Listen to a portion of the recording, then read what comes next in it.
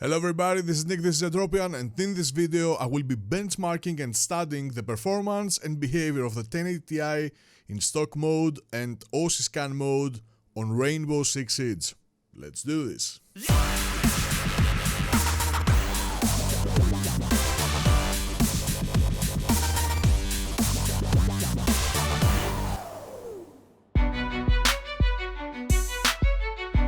Before we begin, I should mention that I have uploaded a reference video here on my channel on YouTube,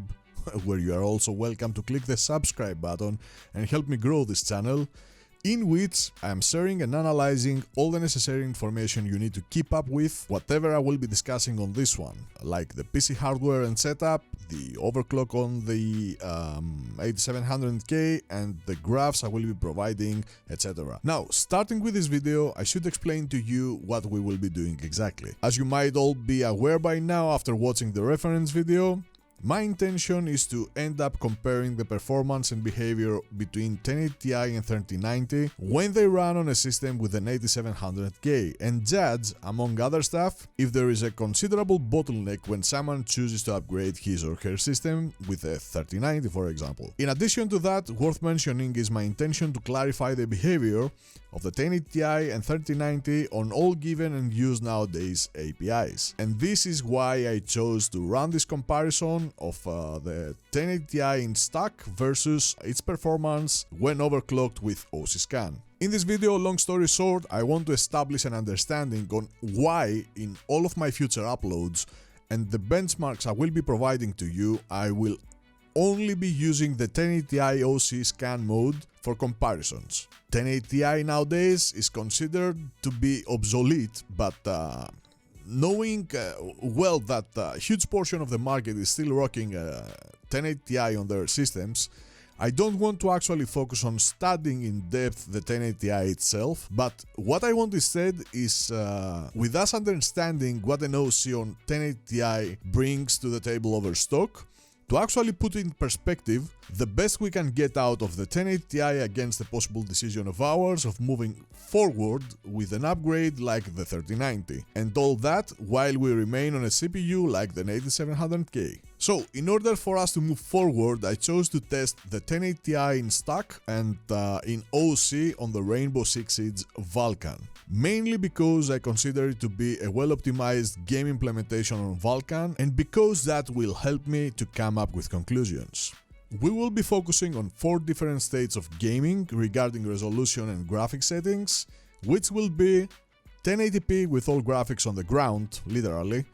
to search for our theoretical max of the FPS we can get out of our system, and if there is an obvious bottleneck on it because of the 8700K,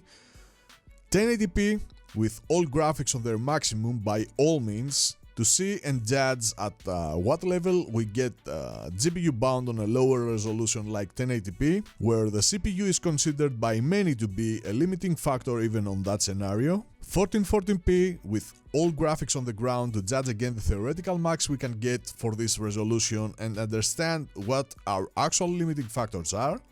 And finally, the 1440p with everything cranked up to see what we can get out of our system when we choose to focus on our optical experience within the game and what actually keeps us from ending up with our desired outcome in terms of FPS and system behavior overall. I will be making 3 runs for each scenario, and then I will be aggregating the results into one final, in order for us to end up with a more rich and conclusive image of the systems and games performance and behavior. My ultimate goal here and my personal criterion is to end up having practically 144 FPS up to 165 FPS because I'm rocking PG279Q, alright? And this is the range of the FPS we get there. On 1440p resolution with all the graphics maxed out, with the lowest, if not existent, overall input lag, and the perfect synchronization between the produced frames by my system and the frames appearing on my monitor. I'm not asking for too much, do I? But seriously now. This is the actual base on which someone should judge an upgrade of his or her system when the primary focus is to play games with your PC. Alright, let's get started and move to the graphs already, shall we? The first resolution we will be studying is the 1080p with all graphics on low, and we will start a comparison of the results of the frame times and the FPS graphs on stock and OC. Starting with the frame times on the stock side, and while we always keep in mind that Vulkan is an API that is designed to work closer to the hardware level and thus help a CPU to reduce its reserve cycles and improve performance overall. In the most stressful scenario for our CPU, and while we can witness an overall high average CPU and threads load, which is expected of course, we can clearly see that we are 100% GPU bound. Our GPU never appears with an equal load or below our CPU total load, and while the threads activity on the 8700K indicate that we could certainly benefit from a CPU with more cores, the periodic capping of the threads load indicates that frequency remains important here, with 8700K achieving a 5 CPU FPS per watt, and noticing that the CPU power draw remains below 90 watts, while we are constantly finding ourselves under AVX usage, if you pay attention to the CPU frequencies. I conclude that 8700K is more than enough and delivers a really good efficiency, while it proves that there is still room for even more performance out of the CPU. That means that we find ourselves with a small but existent CPU overhead, and that our GPU is keeping us from getting more out of our CPU and game performance overall. The hiccups we can clearly see on our GPU load are mostly there because of GPU throttling due to high temperature, which was always the Achilles heel of the Pascal architecture, and it proves that our GPU is struggling to keep up properly, even though we run it in stock configuration, and taking into account that this GPU has a hell of a cooling system on it. That is amazing to see and proves one more time that properly implemented nowadays API like Vulkan can push a system to its limits and get the most out of it. The behavior now of the frame times remains stable enough, sitting way below our targeted 6 to 7 milliseconds, and while we can see lots of spikes entering this range and a deviation of 15 FPS in average, paying attention to the FPS table tells us that we will find ourselves inside our genially intended range only during our minimum FPS, having even our 0.1% low sitting above it. Watching closely now both the frame times and the FPS graphs, we can all witness some big dives, and these occur while our GPU is capping, which is a pure indication that our problem here is not our CPU, and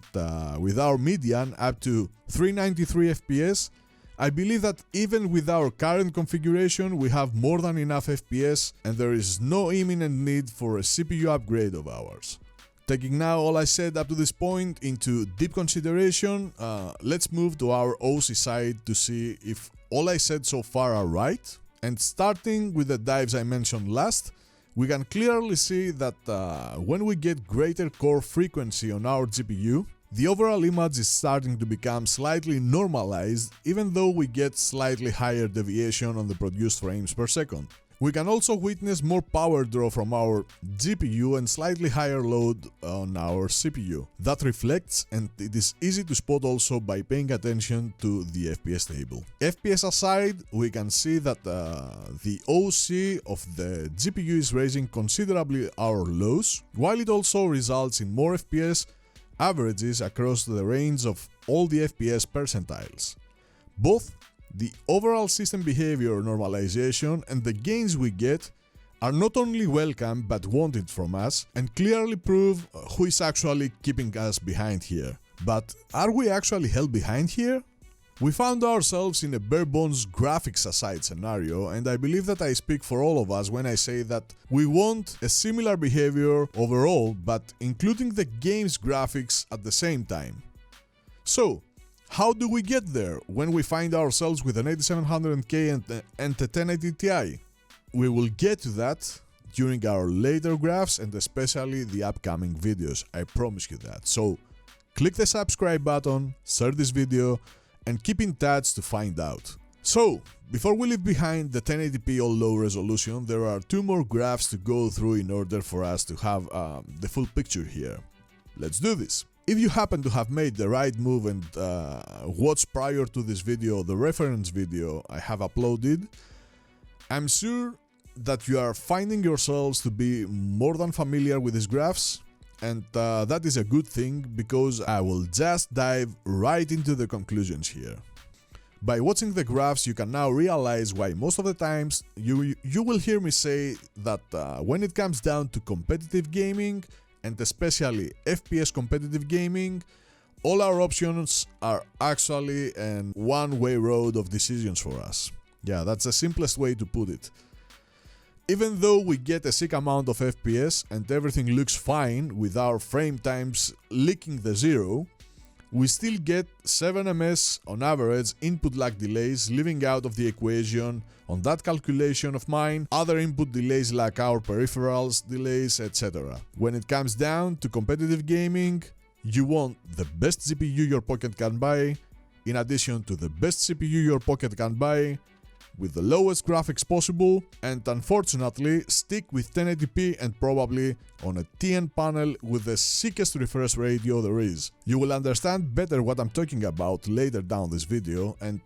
in the future uploads of mine. Everything else than what I described above is not competitive, it is competitive-ish, if you get what I mean always. Back to our graphs now. While we have benefits by setting our GPU on OC, we get diminishing returns in terms of input lag and until display times. We are still getting though those improvements, and it is a good thing to see that by overclocking our GPU we get an overall improvement across all the performance measurements. What needs to be taken into account for now from these graphs before we move forward is the fact that while we get consistently a sick amount of FPS, you can see the spikes in both the input lag graphs and the until display time graphs, and that right there is what we really want to normalize the most, because as you can see momentarily, we will find ourselves spiking up to the range of 35 ms input lag in both stock and OC, and that is bad and imprints our system's stress. But is there a golden spot in that behavior? It remains for us to find it in the future. Now you get an idea on why I had to dive that deep and implement that research of mine. But overall, 8700K and even 1080 Ti are keeping up to the expectations, at least for 1080p all low. So let's see what happens next, right? Alright, moving forward now guys, I'm going to pinpoint only what is worth noting, because if I am to explain everything in detail, this video will never end. That being said, we find ourselves watching the 1080p, frame times and FPS graphs under max game graphics. On first sight, we can easily spot the benefit in the overall behavior we get when we apply an overclock on our GPU, and that also reflects on our FPS table, which, as we see, shows consistent gains when we have an OC over stack across all FPS percentiles. We also get worse system behavior overall, with our CPU FPS per watt diving down to 2.1 FPS in our best case, and on top of that we also get a greater FPS deviation, which appears to be at 19 FPS again in our best case, which we find again on the OC side. We can clearly see how sensitive our overall behavior is because our GPU is not enough to keep up with that task, especially when in stack. Even though we find ourselves way below my personal targeted goal of 144 consistent FPS on maxed out graphics, we can see that 1080 Ti is enough to provide a decent amount of FPS with an 8700K under the hood for 1080p resolutions, because The truth is that there's nothing bad with dialing down some graphic settings in order to raise your lows and have them consistently above 60 FPS, while at the same time, by doing that, you will also get more average FPS overall. But there is a mind trap, guys, and we all face it when we don't have clear goals that we try to achieve through our upgrades. Now, if you wonder why I say that, let me explain it to you. If you just want to game having no goals at all in your mind and you find yourself with a 1080p monitor, then even a 1080 Ti paired with an 8700K is more than enough for you to play your games and have fun. If you are again a player who wants to focus on competitive, you might want to buy a better system overall, because even though this one is working really well, as you saw on our input lag graphs previously, there is still room for improvement unless you are competitive-ish, which is again more than okay, and only not when you don't know where you stand and what your expectations shall be depending on the hardware you are working. Make sense? The worst category to find yourself into is the one I find myself inside. That category is the one which says that I want the best of both worlds with zero compromises, and it is then when you realize a number of stuff I will be sharing through my next videos. For now, we find ourselves again being better in all aspects with the OC on the 1080 Ti, and it is pretty easy to spot the level up to which we are GPU bound,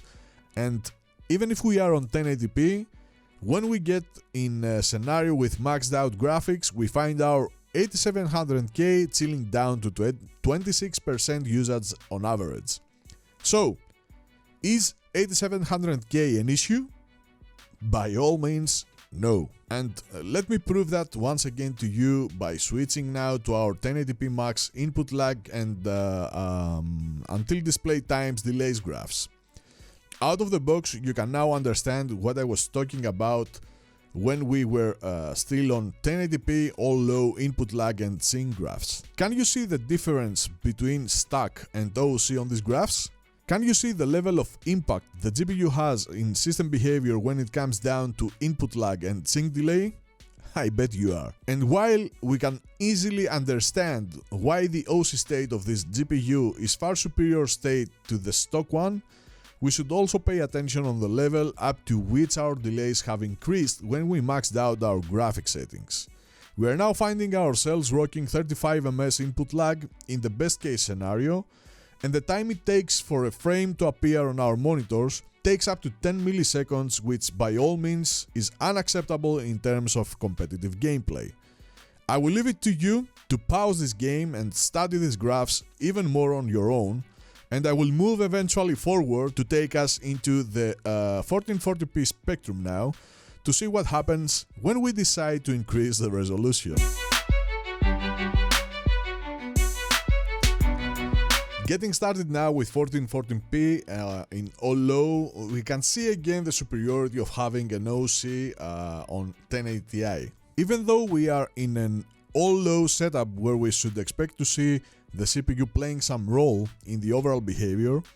we witness a behavior in which we are completely GPU bound,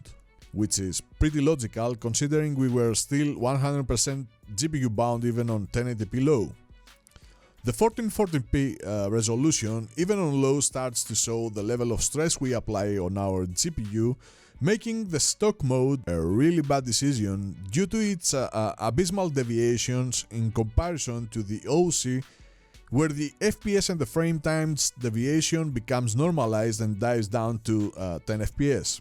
CPU is literally out of the picture here, and the capping situations we see on the graphs are mostly single or dual core loads, where momentarily we depend on our CPU frequency the most for specific tasks coded to work this way. FPS aside, we still get enough FPS to consider ourselves in a good spot, but taking into consideration our lows, even on OC, we start being on a declining situation performance-wise, and it is obvious that we start getting out of what 1080 Ti was originally meant to deliver when it first came out. Again, 8700K is by all means the last thing we should worry about. Moving now to the input lag and C graphs on the 1440p all low, we can see the same picture as previously, where the OC acts mostly as a slight boost and an overall normalizer, but this is also where we start to understand the level of disconnect between frame averages and the actual background system behavior when we take into consideration the stock graphs, where we find ourselves spiking up to 50 ms input lag, while also get spikes up to 30 plus ms until display times. Again, this is where you can prove to yourselves that focusing only on the averages is a bad thing to do, because they never tell the actual truth and never help you see the full picture, and while you might be getting amazing FPS averages, you can find your background system behavior to be an actual mess. Moving finally to 1440p max, the story to which we are witnessing so far comes to its maximum state, where we will see our GPU triggering or otherwise reaching its power limit for a moment in a desperate attempt to keep up with the given task. Our GPU is by all means not meant to be used for that task, and it leaves our CPU chilling down to 20% usage, providing to us a median of 52 FPS under OC with a constant deviation of 11 FPS. 1080 Ti is not meant for 1440. While you can get enough frames by dialing down the graphic settings, a GPU's meaning of existence is not meant to be enough for medium and low graphics. It is meant to be your way into playing your game the way it was meant to, or built to, by the developers. Consider for a moment that we are talking about the best GPU there was for 5 years in a row, and that it was also released after Rainbow Six Siege was. Being an amazing GPU was able to deliver what was back in the days impossible, but it was never meant for 1440p by all means. Even though everyone was saying that 1080 Ti was a 1440p solution for years, the bitter truth is that it never was. Finally, getting ourselves in front of the input lag and sync graphics, you can understand what I'm talking about. Finding ourselves having an average of 56 milliseconds input delay even under OC and around 20 ms delay until a produced frame appears on our monitor. This is sick, man. Concluding this video, I have decided to provide to you also a comparison between DirectX 11 and Vulkan, just for you to be able to see also the efficiency of Vulkan over DirectX 11, which was always heavily dependent on the GPU, limiting developers from efficient and more methodical system resource evaluation. As you can see on your monitor, while in both graphs we are heavily dependent on our GPU for the outcome we get in FPS, in DirectX 11 we find our CPU sitting even lower on CPU total load and overall functionality, while we also see our CPU consuming up to 112 watts of power for no meaningful reason. We can also witness the paradox of getting more out of the DirectX 11, but that is not a paradox in reality, as DirectX 11 was more oriented towards the architecture of the Pascal, and in many instances we might see DirectX 11 bringing on the table minimal gains over more up-to-date and low-level APIs like Vulkan. The thing though is that DirectX 11 is a thing of the past, and moving forward we can start to see how even the almighty 1080 Ti start to become outdated the more we advance into the future. The sync graphs are here to prove to us once again that having 1080 Ti working mostly on its own can end up getting us a far better and more normalized system behavior overall. But still, the struggle is real, having the 1080 Ti being the main reason for us to end up with input lag up to 56 ms and until display times of 35 ms on average. Do you need another proof to realize that a GPU is giving all it has under DirectX 11? Either way, the conclusion is that all we should care about looking into the future is to compare the 1080 Ti OC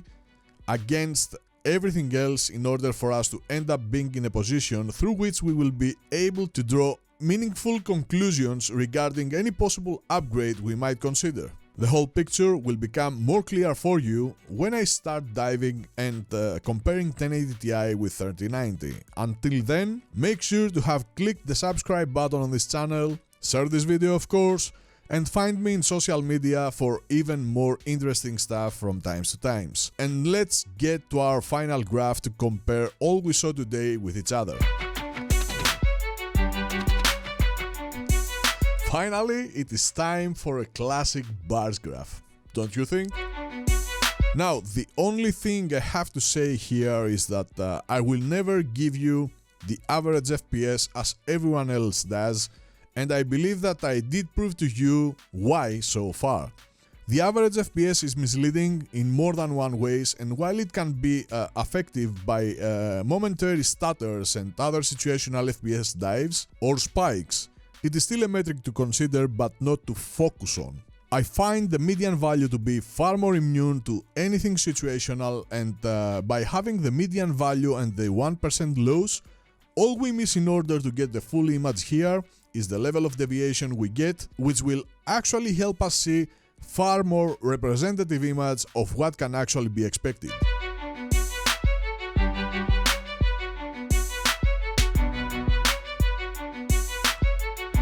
This is it, folks, we're done here, and I believe that by now you're more than aware for a number of stuff, and especially on why I will be using the 1080 Ti OC scan mode in our future videos.